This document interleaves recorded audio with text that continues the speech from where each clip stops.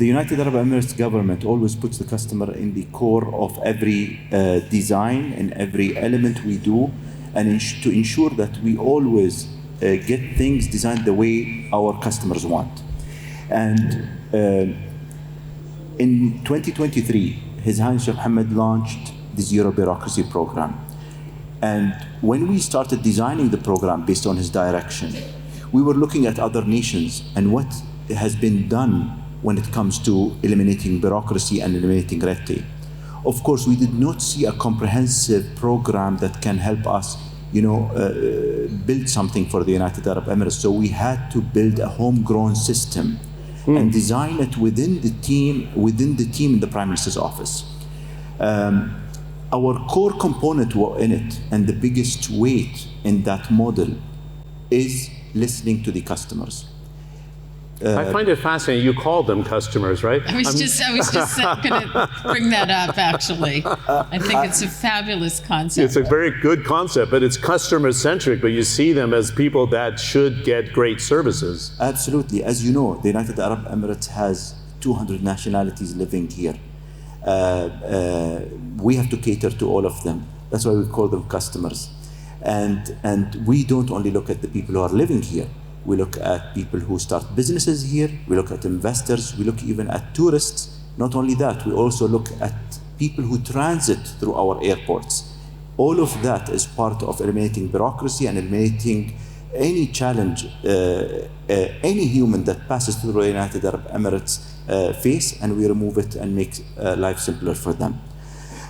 Going back, in the model that we have designed, the main focus is the customer. And no government entity is allowed to submit any elimination if a customer was not consulted first. Even if it makes sense, we say you need to sit with the customer and ensure that the customer agrees with your view and agrees that this will create a positive impact in their lives. This is the core component that helped the program succeed, I would say, in the first point. I want to say that we have gone through the first cohort of the Zero Bureaucracy in 2024, and we've gone through the second cohort. We've announced the first one. We did not announce the winners of the second one yet. We're about to do that. In the second one, we have a unique approach also. We have invited all of the customers to nominate themselves to be assessors of the program. So how do we be more customer-centric? And this is how we did it. We have more than 10,000 customers who have nominated themselves and opted in to be assessors of the work that government entities have done. So instead of using a jury or a team of experts, now we're just looking at the experts in the field who are our customers. It's citizens, the residents, the visitors of the UAE. And thankfully, we have gotten a great interest from our customers to be part of this.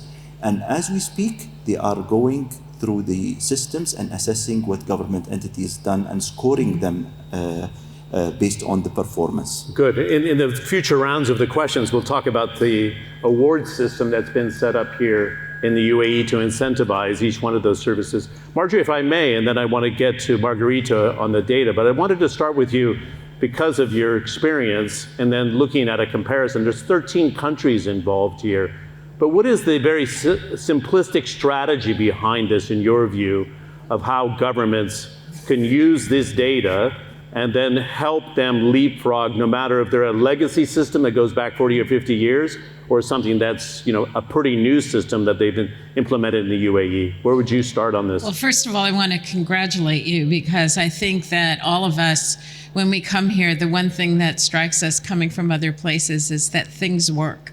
And that's a function, I think, of what you're doing and what you're saying and the accountability that you put into the system. I wanted to go back to the first day of WGS for a minute, because when His Excellency Minister Gagawi was on the stage, he was talking about how important the role of government is and will be for the future, not just in making structures, but in leading the way, because there's so much change going on. And how do the systems keep up with that? Are you going to be a laggard or are you going to be a leader? And I think that this index, and what we hope will happen with this, is that we will help countries understand what is important and what they can do to be leaders rather than laggards. And we work across the world in lots of different places, and the ability to attract residents, but also foreign investment, all kinds of things, really depends upon what experience I think people have with the government and with the interactions with the government. And that's why the whole customer idea was like, my antenna went way up, because the customer experience and thinking of it that way just changes the dynamic of how important this is, and why we thought it was important to put an index together. Because if you don't do that, how do you measure, and how do you know you're doing a better job if you don't do that? And it's interesting. Just one other thing, John. No, I was going to say about engagement. Yeah, too. No, go ahead. Yeah. This whole idea about just engaging the public, and not just, this isn't something here that's being done to people. It's engaging people in what the solutions are, which I think is a fantastic concept. So when they launched here at the World Government Summit, the Ministry of Happiness, people were like, oh, that's just a gimmick. But in fact, it was driven by the fact it wants to be customer facing. So it was very innovative, like having the Ministry of AI, right? Again, everybody thought, oh, that's ridiculous, it's not even started yet, but it allowed them to be a leader on that front, I think. Margareta, let's get to the data here. This is a pilot program of 13 countries, and some in Europe, for example, you have some in Asia, you have three in the GCC, if I'm not correct, yeah? Yes. Yeah, 3. So what are we learning in terms of comparing and contrasting legacy systems of bureaucracy vis-a-vis kind of the new starters who don't have the old wired system, if you will, and that can move faster? What are we finding out? Yes, I think we see from the data that there are two systems that emerge. One is, like we call it, an accelerated system, where the speed of change is really important, and you see this in the GCC. You see this also in some of the emerging markets that are able to move much faster than some of the legacy systems. And then there's more the controlled systems, which is the European type of system, where and United States are also part of this, where we see that there is more of a controlling approach to the bureaucracy. I think the two approaches can coexist, and the two approaches going forward, when you think about where the use of technology is going to move ahead, what will drive growth and what will drive competitiveness going forward, and all those aspects are related to competitiveness, right? The way businesses perceive the bureaucracy is important for their investment decisions, as Margery just said. So going forward, the ability to change quickly is going to be very, very, very important. I think in the legacy systems, we see that there are huge challenges in terms of attraction for talent, in terms of the rigidity of the employment systems in those countries, and then I think for the future, especially with the advent of AI, the strong legacy systems may not be as much of an advantage as they were in the past. In the past, we always said a strong legacy system, a strong institutional system is an advantage, but it may not be an advantage in the past. It might actually be, the advantage may be more in the ability to adapt rapidly and the ability to change rapidly. Good. You raise a very good point. I'd like to have Mohamed weigh in on this, if I may. It's perceived here that there's very good talent in government, so it's not difficult, to Margareta's point, of recruiting people to work in government because it's respected. There's a perception that in living in Europe, and I've done so 4 times, that they're not interested in taking care of the customer. They're not interested in moving fast, that some are not interested in learning new skills. Yeah, I know they're very sensitive. But how do you make sure that the government, the employees you're pulling into government, can move with the rapid change that's at our doorstep, whether it's cybersecurity, artificial intelligence, and they're trained to move with the speed of what the government's looking for in that customer-facing focus, Mohamed?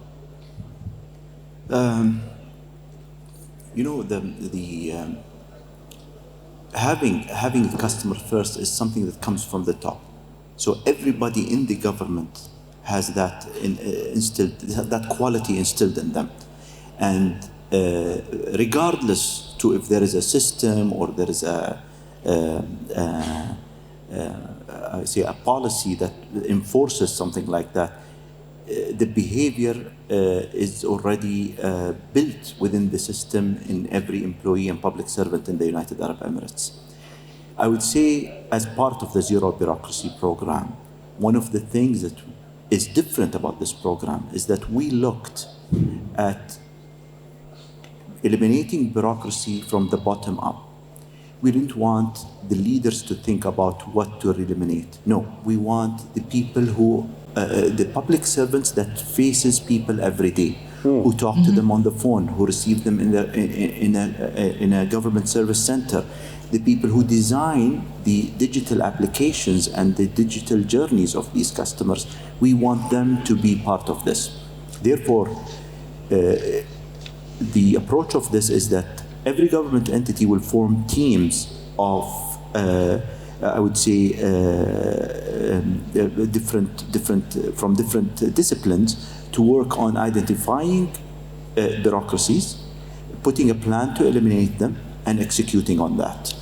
A very key factor that helped this program succeed is that His Highness allocated a cash reward for this program. There was a 7 million dirhams reward that was allocated for this program to be awarded to the people, the public servants who actually eliminated bureaucracy. And throughout the system, we have a scoring system.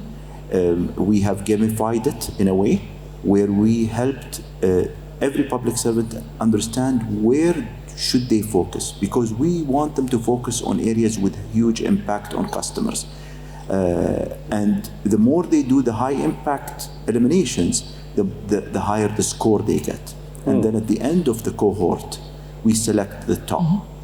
In the first year and the first award, 7 teams were awarded. Each team got 1 million dirhams, and that was 1 million to the team themselves, not to the ministry or the government entity. It was to the team themselves, and that's one of the ways how we made everybody come on board in the concept of eliminating bureaucracy and making people's life better. Very interesting.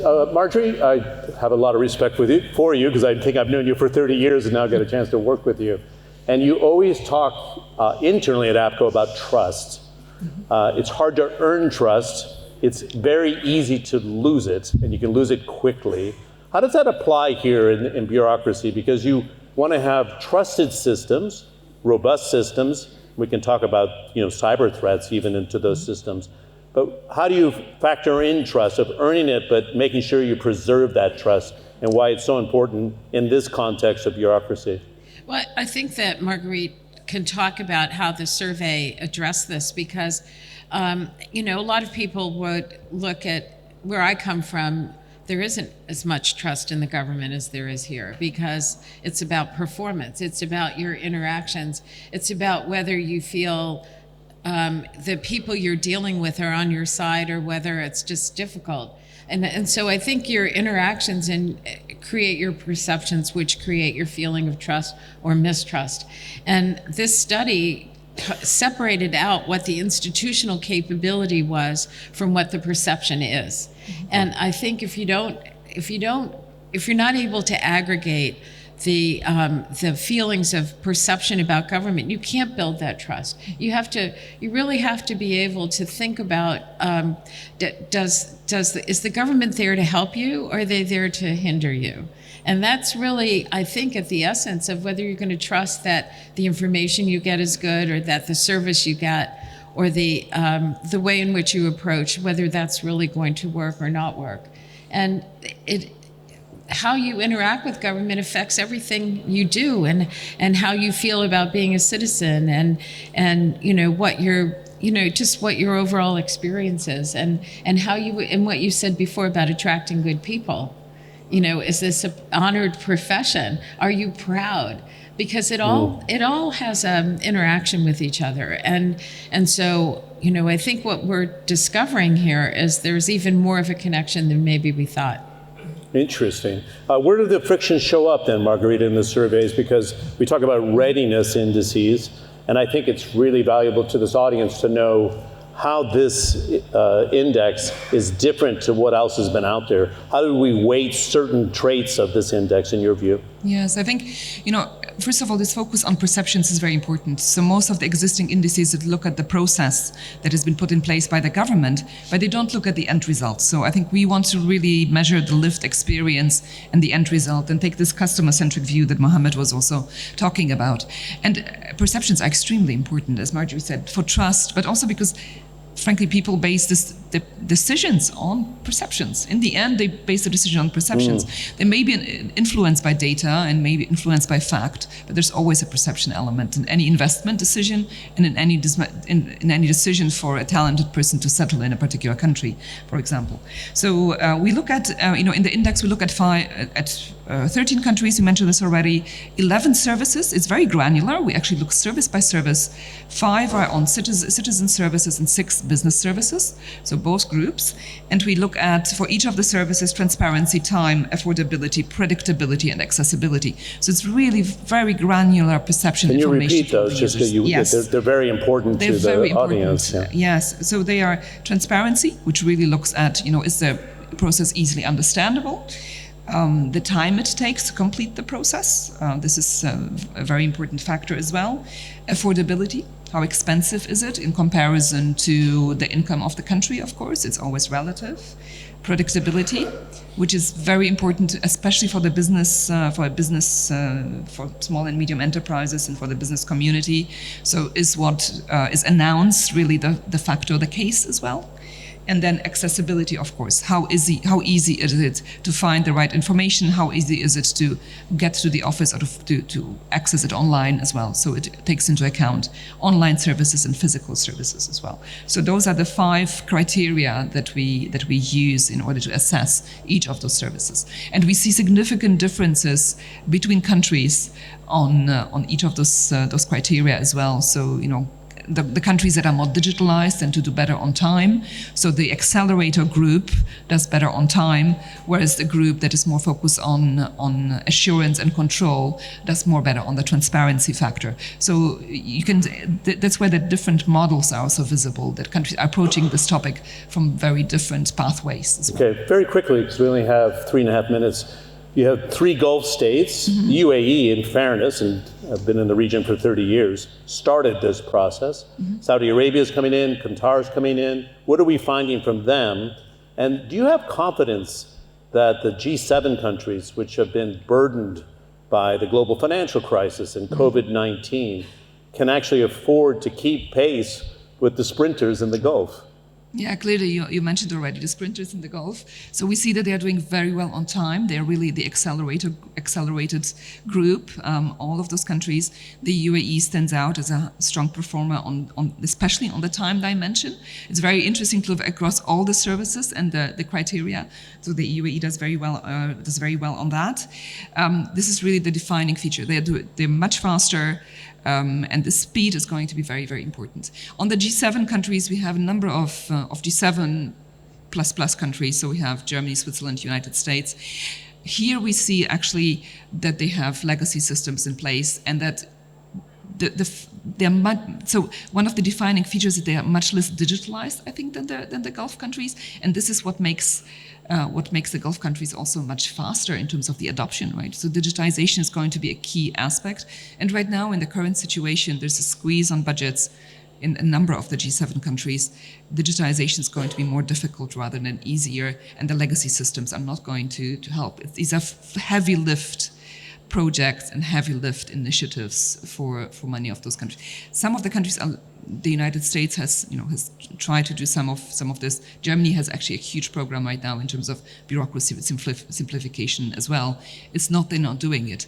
I think it's just in the current context, it's very difficult. Also to find the right talent simply, because this is expensive talent. When you think about AI, engineers, data scientists, the governments are not necessarily attractive as employers for this type of talent. Okay, Mohamed, very quickly, and I'm going to finish with Margery. What does AI mean to the speed of services improving?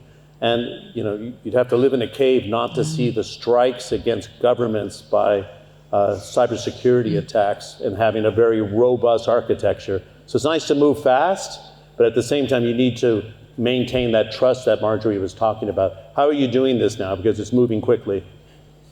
It's crucially important that we strike the right balance between speed and privacy and data security.